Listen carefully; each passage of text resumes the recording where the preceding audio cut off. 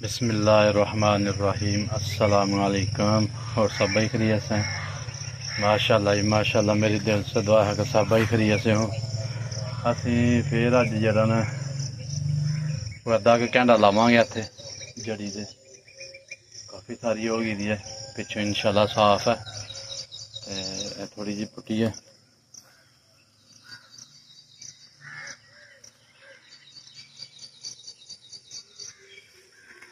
तो उसका बूटा नूं छड्ड छड़िया।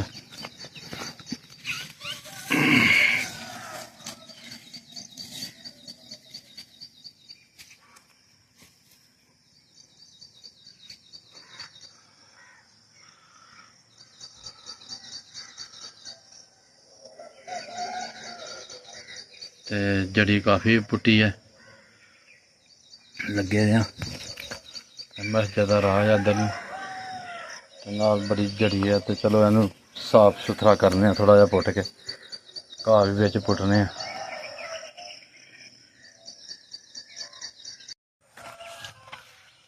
लो जी माशाअल्लाह पूरा नाल है।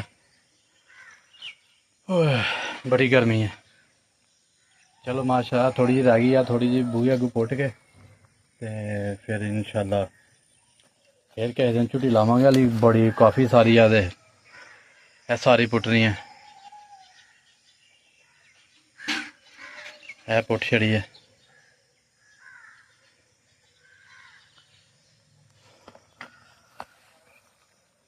तो वाह यकीन करो बड़ी गर्मी है। ते बूटे भी जड़े ने तिना बंदियां ने पुट्टने वाले ने। एडा एडा मोटा बूटा है देखो। तो वाह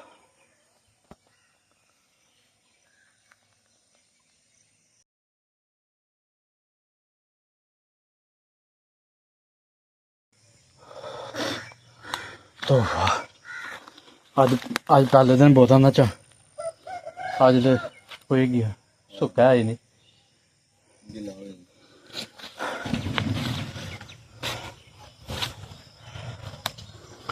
लो जी माशाल्लाह पुट छड़ी है पूरा पूरा दरख्त ही है एक हिसाब का।